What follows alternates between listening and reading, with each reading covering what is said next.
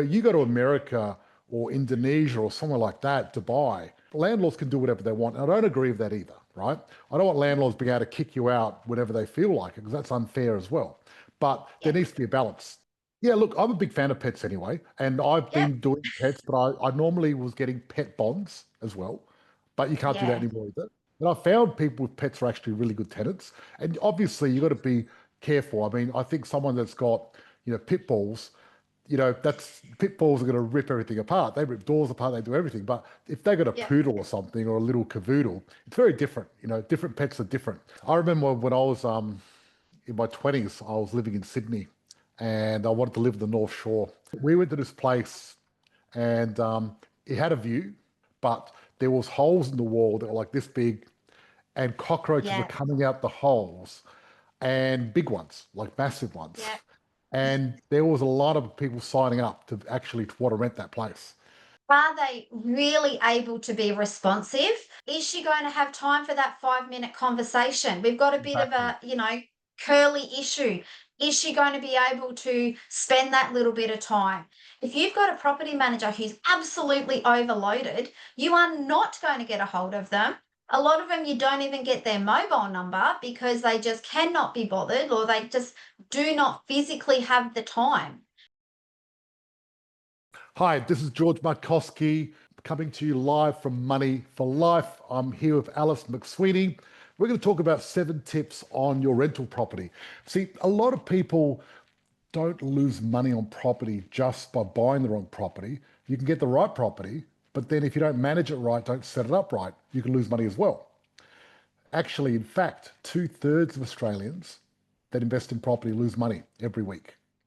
That's the sad fact here. And the reason they're doing it is because they're buying the wrong property, they're setting it up wrong, and we're here to show you how it's done successfully. We've helped 3,500 people over the last 20 years successfully invest in property and make lots of money and do it properly, so you're in good hands. Alice, welcome. Nice to be here.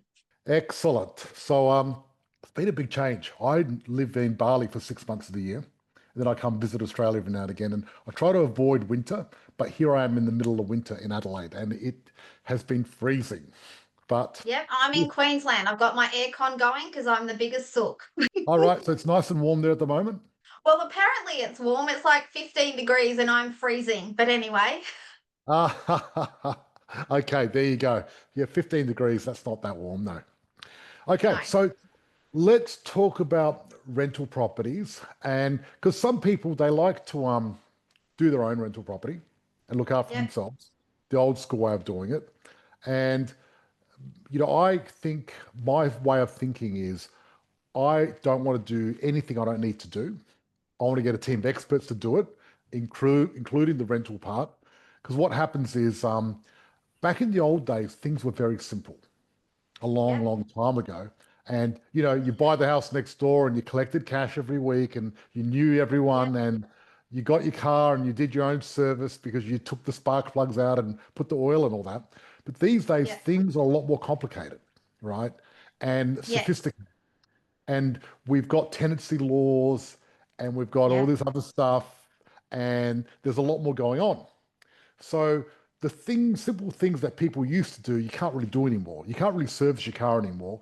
You can't go to the newspaper and find the property that's going to go up in value on your own, and you can't rent your property out on your own. So let's talk about that and talk about the 7 tips. Yep. Absolutely. And look, I've been doing real estate 26 years and it used to be that easy. So tenants used to come in, pay their cash, you pop out every 3 months, say a hello, have a chat, and off you go.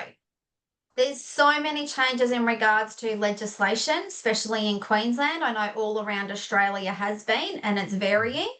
And it's just so difficult to keep up. Even as an industry expert, we every day there's something new we have to consider. There's something new, and it's not just, what we get from the REIQ. It's also what changes in regards to, your local laws. It's also, all of these things we have to juggle.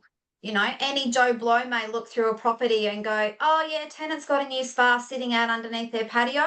We as an agency go, no, that's poor compliance certificate. That's an instant breach. It's all of that. That's all together. So yeah, Exactly, it is exactly. ever changing. But the It thing is. is, I would say Australia would have one of the strictest tenancy laws in the world, right? Yes. We, Yeah.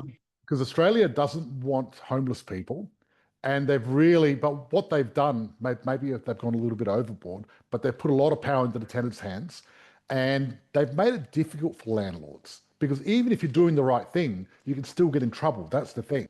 And Yep. I think like the laws here are just crazy. You go to America or Indonesia or somewhere like that, Dubai, landlords can do whatever they want. And I don't agree with that either, right? I don't want landlords being able to kick you out whenever they feel like it, because that's unfair as well. But there Yep. needs to be a balance. And I think, now I think, I mean, even if you've got a pet, you can't stop someone from having a pet, can you? It's difficult. So, Mhm. under the new laws that they've got, a tenant can request a pet, and gone are the days of being say, I just don't like that, I'm not approving it. You have to give a reason. So, if there's valid grounds, such as any damage to the property would be over and above the bond. So, if you've got, hardwood floors or, upbeat carpet or anything like that, that would be Mhm. grounds to decline it. But the issue at the moment is if a tenant disagrees with that, they can actually apply to QCAT and force that owner to accept that pet. Yep, So no yep. longer is it a case of I just don't like dogs or I don't like cats. We've got to give valid reasons, and then they do have grounds to, take us to court to force the owner to accept that pet. Yeah, look, I'm a big fan of pets anyway, and I've Yep. been doing pets, but I normally was getting pet bonds as well, but you can't do that Yeah. anymore either. And I'd normally get a No. pet bond, and I found people with pets are actually really good tenants. And obviously, you got to be careful. I mean, I think someone that's got pit bulls, that's pit bulls are going to rip everything apart. They rip doors apart, they do everything. But if they got a Yep. poodle or something or a little cavoodle, it's very different. Different pets are different. So I suppose with those laws, maybe a smart way to do it is find someone with a pet that you want, so that way you're not stuck with Yeah. the pet you don't want, right?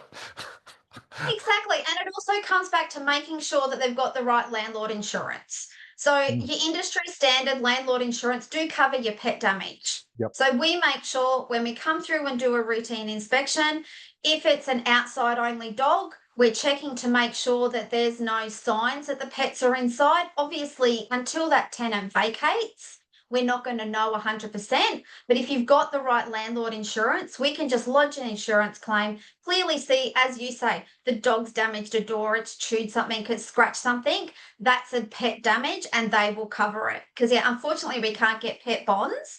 But it really comes down to making sure you've got the landlord insurance and making sure you've got an agent that if we go through the property and there's any sign of damages, we are breaching immediately, we are re-inspecting, we are really being firm with those tenants to make sure that any damage that might slip through is minimal, but tenants know that we're on to them. Yes, and that's the thing. I mean, that's one of the things you need a property manager to be on top of things really quick, to know the Yep, laws and know exactly what you can and can't do. absolutely. Because if you just verbally say something, it doesn't mean anything. You need to serve it in writing, and otherwise you've got no paper trail, and then you're stuffed anyway. Correct? Exactly. And at the end of the day, everything that we do as real estate agents, we have to think if I'm standing up in front of an adjudicator saying to this adjudicator, this tenant has done $3,000 worth of damage, what evidence do I have?